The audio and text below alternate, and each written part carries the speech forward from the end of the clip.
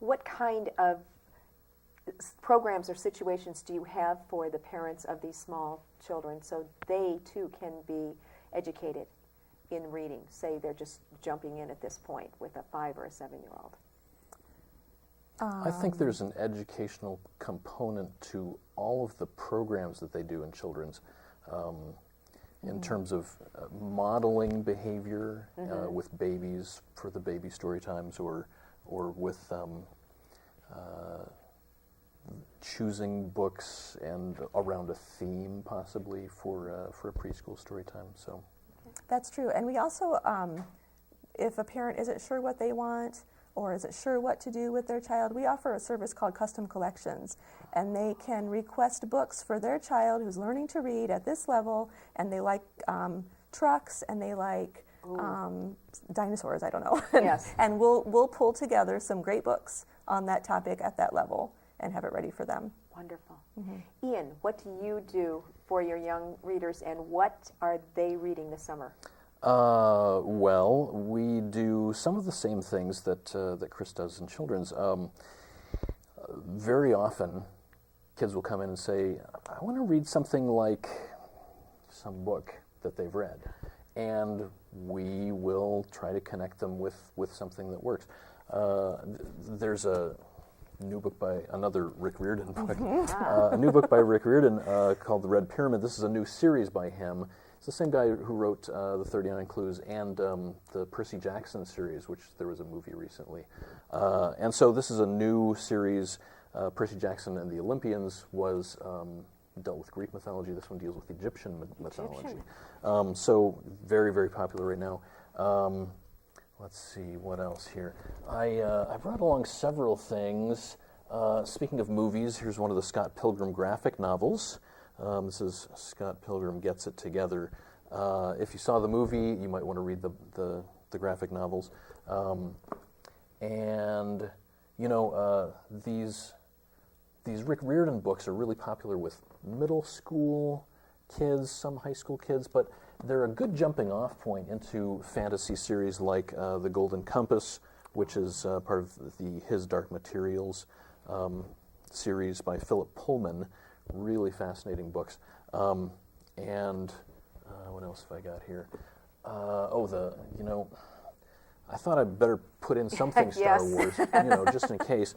This is the collector's edition of the first 3 novelizations of the first 3 movies, not episodes 1 through 3, but episodes 4 through 6. And so, really, historically speaking, I'm pretty sure that these Star Wars novels sort of put novelizations on the map. That's when they started. And so if you're interested in Star Wars and want to read those first 3 stories, there's slight differences from the movies. So you might be interested in picking some of those out. And then, the other reason that kids come in is to find things out. And I brought along some things that kids are interested in finding out. I'll start with this chess book and get it out of the way. So this chess book has over 5,000 chess problems, just to make you a better chess player. Ooh. And it's 1,000 pages long, so it's a great way to improve your chess. We have actually an all-ages chess club at the library that meets Saturdays, every Saturday, all year long, unless we're closed on Saturday for July 4th or Christmas. And it's all ages, and it meets in the young adults department. So, and it's at 11 o'clock on Saturday. All right. Let me put that down there.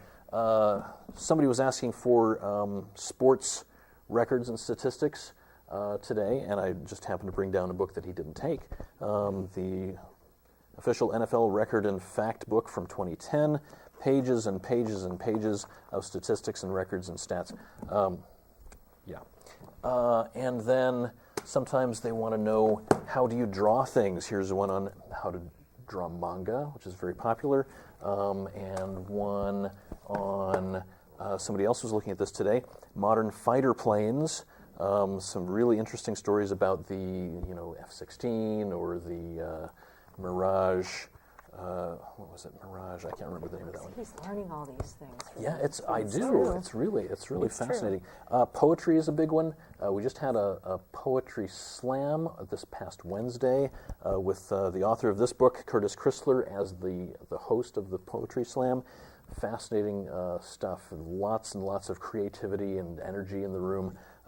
Anyway, so Tough Boy Sonatas is one of his books, and it's got all kinds of poetry. It's by the way, it's illustrated by Floyd Cooper, one of my favorite illustrators, and I'm sure you know him too. I know him. So there you go.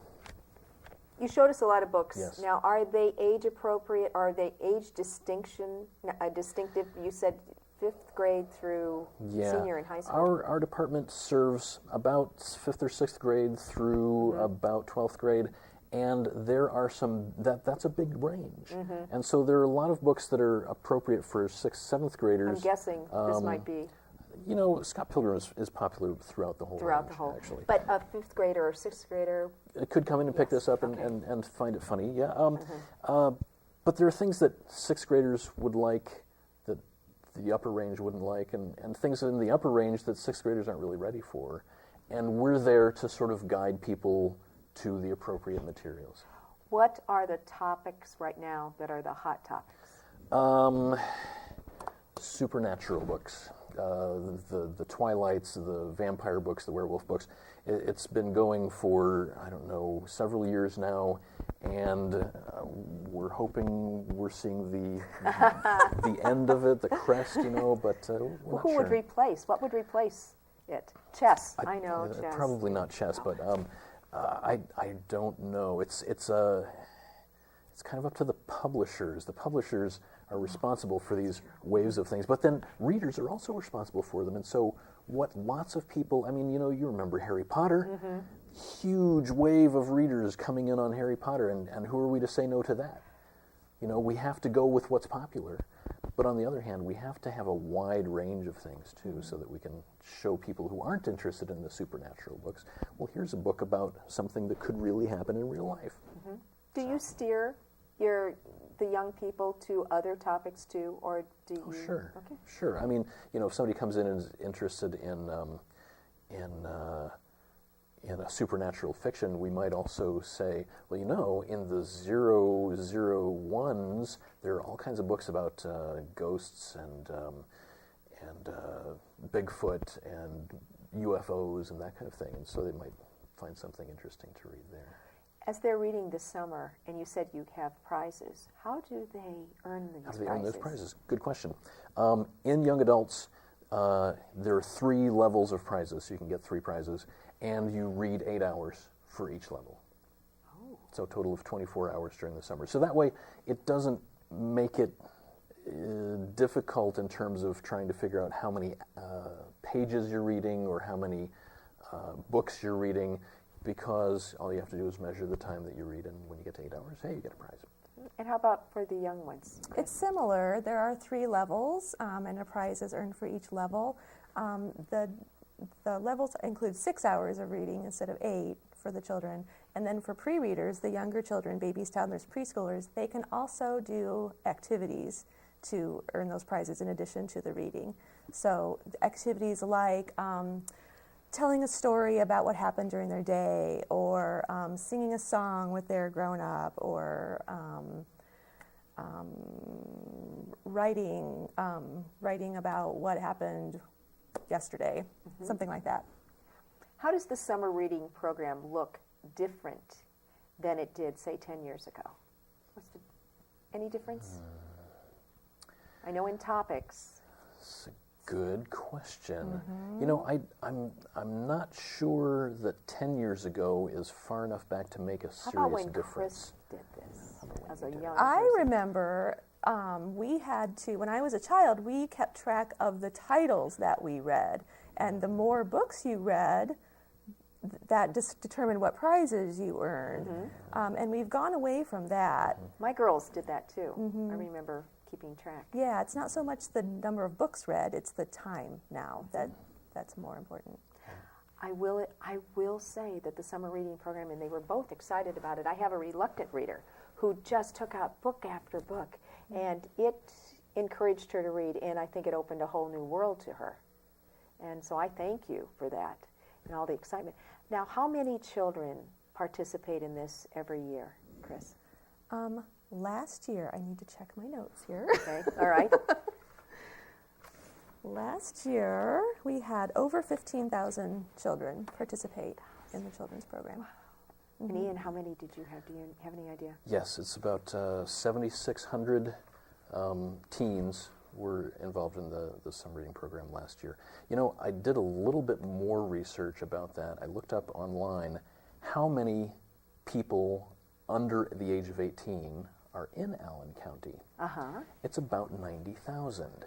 If you divide that into thirds, 0 to 12 would be 60,000, and they get about a quarter of that at 15,000. And 12 to 18 would be about 30,000, and we get about a quarter of that at 7,600. Isn't that interesting? You really affect a lot of people. Yeah.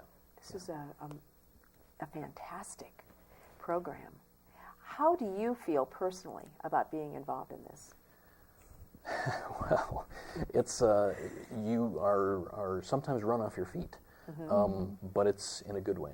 Yeah. It's you hand somebody something and they say, "This is it," or or you have some event that's going on and people are really enjoying themselves. It's a great feeling.